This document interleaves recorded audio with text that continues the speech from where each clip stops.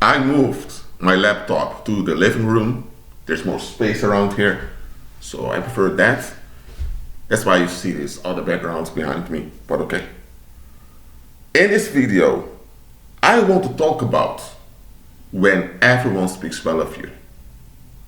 Christ said, beware when everyone speaks well of you, because the same way their ancestors spoke about false prophets. And we know the false prophets are scam artists that sell out their own people, that means endanger their own, to exploit them. So false prophets are sociopaths and psychopaths, we know that. And Christ is telling you that the same way in the past, for centuries, psychopaths and sociopaths who scammed the people were spoken well of by everyone. If they give you that same treatment, something's wrong with you. Just think about it. This world revolves around seeking relief. That's the key motivation for all the people. They want relief. They don't want to face things. They want to deal with things. Just will whatever they will, and they don't want to have to explain themselves. They don't want to be challenged. That's why violence is seen as something so sacred, because without violence, worldly people have no relief. And without relief, they'll be fighting each other all the time. They'll be escalating and losing their minds all the time. So violence is key in this world. But the violence needs to be directed at victims so that people don't go off at each other. So in such a world, you cannot admit what the world really is. Because the moment you admit what the world really is, you'll be admitting that you are a coward that enables violence on those who can't defend themselves. And that will make you look bad, even to yourself. Nobody wants that. So in the world, it's all about making sure others are not pissed off at you. That's what the world is about. So you give in to people's demands and expectations, even at your own expense.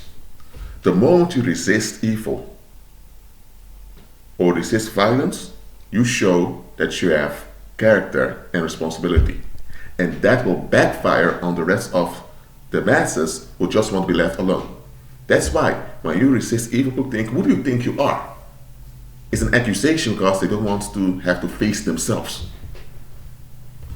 That's why God said, don't resist an evil person. That's why God says, don't avenge yourself. Vengeance is mine, I'll repay. Because God himself will deal with those cowards, forcing them to expose themselves and to embarrass themselves, so that they will lose power on other people. Because it's this blackmail that gives them power over others, and God wants them to lose that power.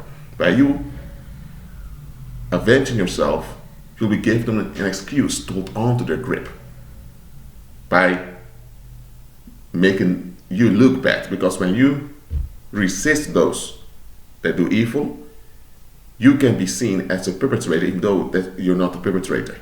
But the masses who just want relief will get along with the accusation, and before you know it, you'll have a whole gang of people who want to kill you. And Moses experienced this. So God says, don't avenge yourself. Take constructive action, and I will put them in their place. Oh dear. When Moses was in his 40s, and he put them in their place, they all wanted to kill him for decades. But Moses returned to Egypt in the power of God, and the Most High avenged Moses. Oh dear. 10 plagues, Egypt was finished. Because only God can deal with the reprobates without being affected by their filth. Only God can do that. That's why only He can avenge us. So, the reason I'm sharing this is because in this world, you're not allowed to resist evil, and you're not allowed to consider your own inherent worth. The moment you do that, you put a claim on others that they need to honor you, which is natural. But worldly people, they don't want any obligations, just want relief, so you're not allowed to remember them, that they have obligations towards you. The moment you do that, you're labeled a narcissist and they cast you out. So how can you be seen as good in this world that's so perverted? You can only be seen as good by this world if you allow the violence to kill you And when now you're not in the grave, but when your body is in the grave, people cry at your funeral and say, he was such a good guy. Why did this happen to him? They'll cry crocodile tears as a ritual, and then they'll forget about you. Or you can be seen as good when you deal with the bad consequences of the masses. As a police officer or as a soldier, you are dealing with the fruit of their negativity by risking your life to fight the symptoms of what they manifest. And because of that, you'll be praised.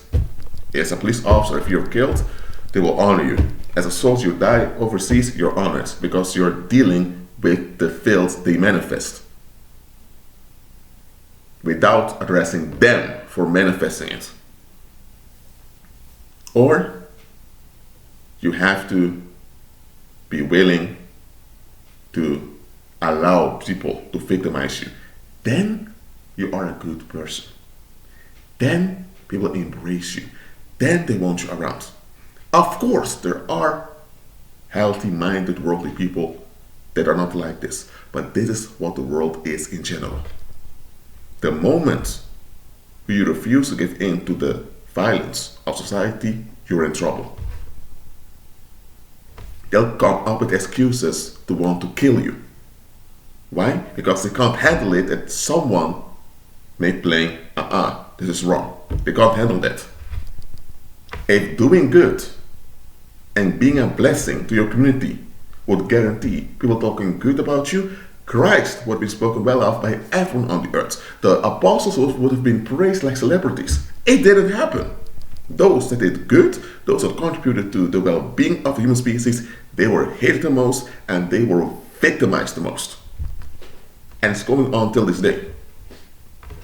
So in a world like this, when people in general keep talking bad, keep talking well about you, I'm sorry, it's evening now, I had the whole day behind me, but when people in this world, a world like this, talk good about you in general, that means most of the time, then one of two things is true.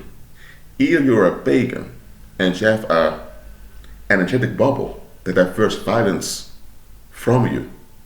The violence is still there, so people can still feel relieved by victimizing you, but the violence just doesn't kill you. And because of this, you now become a source of narcissistic supply for them. That's why they consider you good. Either that's going on, or you are someone who just allows the system to rape you. It's one of the two. Because if you have any type of recognition of your inherent worth that God gave unto you, you will have people frowning at you. You'll have people looking to smack you down, to put you in your place. That's how it goes in this world. So, when everyone speaks well of you, you are in trouble. Of course you want people to speak well of you. Why? Because when people put you in a negative category and they meditate negatively about you, it will affect you too. You're going to be walking in the street, going to the supermarket, and you feel pains in your body because you walk by and people are upset with you and they emit this hatred towards you and affect your body. It's not good when people talk bad about you. It's not good when people hate you. It's not good when people can't stand you. It's not a good thing. It will affect you mentally, emotionally, it will affect your health, it will affect your outcomes in life. So how other people think about you is relevant. It should not determine how you feel about yourself, but it's relevant in daily life.